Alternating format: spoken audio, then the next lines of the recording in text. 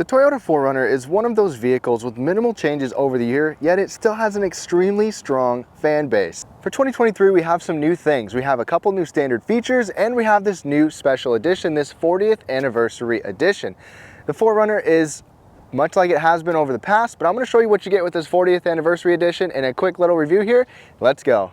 So first thing, the two new standard features we have are the blind spot monitoring with rear cross traffic alert are now standard on all 2023 models. And this 2023 model celebrates the 40th anniversary edition. As you see here, it's based off the SR5 Premium. You're still going to get LED headlights like within the last couple of years, the Toyota specific front grille, and these new 17-inch bronze finished wheels for this 40th anniversary model. Plus, look at this heritage inspired graphic running on the side like racing stripes. This is completely retro and looks like it's straight out of the 80s, which is perfectly fitting. The 40th anniversary model is only available in white, midnight black like this, or red, and now the TRD Pro color for the year is called Solar Octane. Otherwise, dimensionally, things stay the same, the exterior is the same, and I think that's a good thing. And the 4Runner for 2023 retains one of my favorite features. Of course, you're not going to get the foot activated power lift gate that you get because you still get this roll down window. You can lock and unlock the vehicle or roll down or roll up this window from back here or from the inside. Now, cargo space for the 4Runner is the same, and there's a couple different options still. You can get the sliding tray that comes out, which is actually quite handy in some scenarios. That's an option. We don't have it here. Another thing that's nice is we have a 400-watt plug right here. Always good to be able to plug stuff in the back, and a 12-volt power outlet there too. Plus extra little knick-knack storage cubbies there. You can get a cover to come back here. You've got a little cargo net hook on this side. This cargo net can come up just like that, so you can have it all the way across if you want to. Another nice thing is you have a 40-20-40 split, so you can have a middle seat folded down if you want. And this overall space is great considering it's, it's got this big boxy design. Excellent cargo space. The spare tire is under the vehicle, and it is a full-size spare tire. Folding things down, you've got a couple of different ways. So first of all, pull that seat out right there. You can just use this as some area to stack some items in the second row. Then you can fold this down. Headrest can fold with that little lever. There you go. Super flat, a little bit of a ramp going into the back. The other thing about folding this piece down is there's a little clip behind it you have to grab, and you can fold it, but if that section is up, it's not going to be totally flat. So something to keep in mind. Then once you get everything folded down, pretty nice flat area right here. What do you think of that? I think it's a great space. The cubic volume matches, pretty much matches the bigger Sequoia. Now the front seat, things are pretty much the same. You get this Softex material from Toyota. It's this synthetic leather, but the 40th anniversary model, of course, is going to get a little embossment in the headrest right there, and you get this bronze stitching that runs down the side. So you have some differentiation between this and other models, stitching over there as well on the armrest. The seats are comfortable, for me at least. I like the bolstering in here. It's kind of a moderate amount of bolstering. The cushioning is good. It's fairly soft. Plus you still get your basic adjustments, height, tilt, forward, backwards, recline, and two-way power lumbar. The steering wheel is manual tilt and telescoping. It is leather wrapped here as well, and it's heated, at least on this section right here where your hand should go. And I've got no complaints. I've driven the 4Runner several times. I've gone on a couple decent trips before in a previous model, and I was comfortable the whole time. I really have never had any complaints comfort-wise in the 4Runner. These front seats are heated. If you want ventilated seats, you'll have to move up in trim level. Second row passengers get the same kind of grab handle you do up front, little storage cubby and bottle holder down there. And then sitting behind myself, I have decent space. My foot space isn't great. I'm 5'9", good enough knee space, but maybe not quite as much as you would expect from a, bigger two-row SUV like this. You do have air conditioning vents and a couple of USB charging ports. A big armrest folds down with some padding and some big cup holders, just like you get in the front, where you can have bigger drinks or smaller drinks. And for those of you that are parents, I have a car seat base in here. It's tight having it behind where I sit, but it's not bad otherwise for most people. And again, I'm 5'9". I can sit up tall with a hat on. Headroom is good with this big boxy design. And of course, you can recline. That's nice.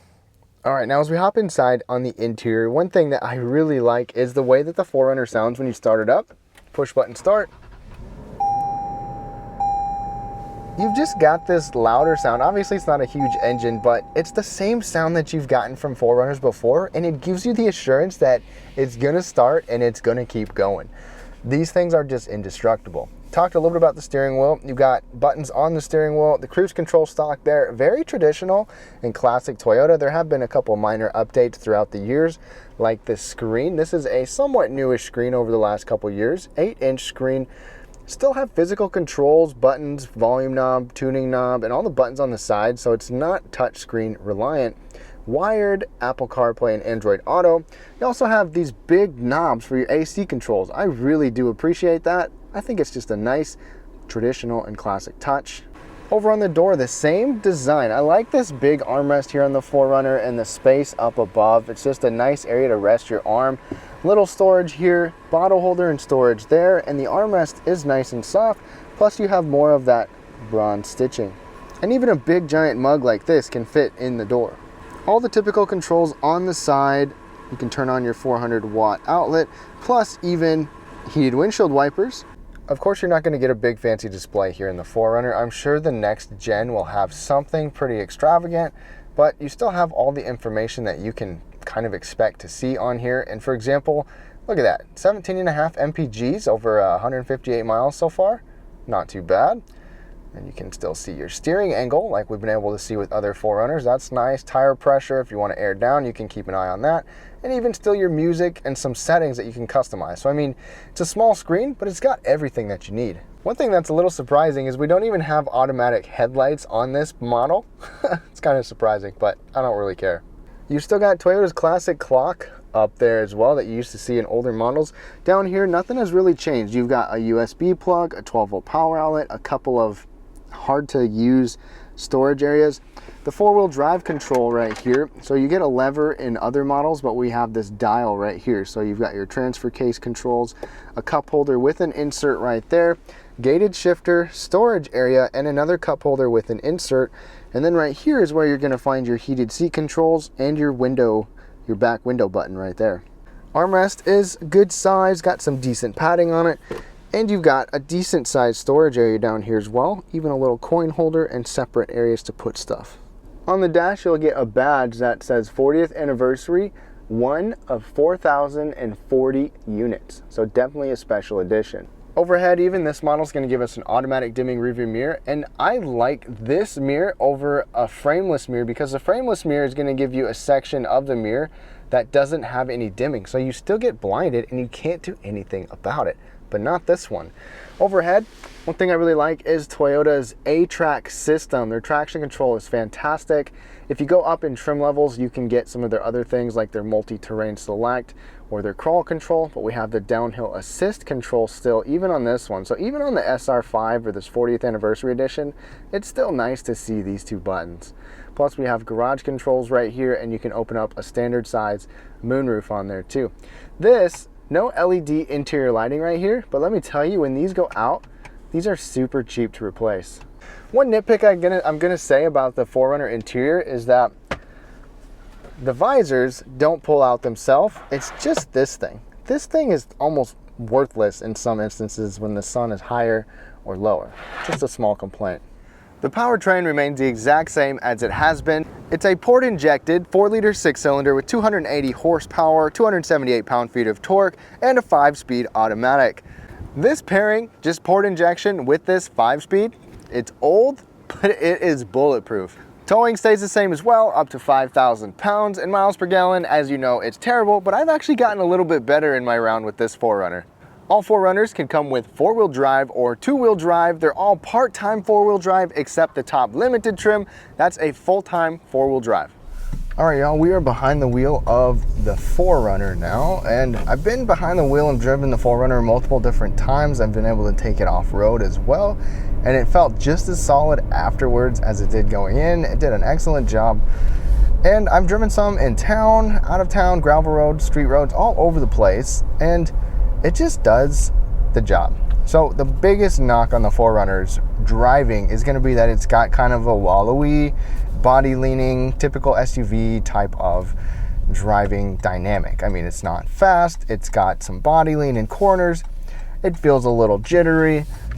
But all of those things are things that I appreciate with this 4Runner, and I personally really enjoy driving a 4Runner. I like the naturally aspirated engine feeling. I like the somewhat soft suspension that you get in here, knowing that you can go off-road with it too, even though this isn't one of the particular off-road models. If we go ahead and get pedal down here,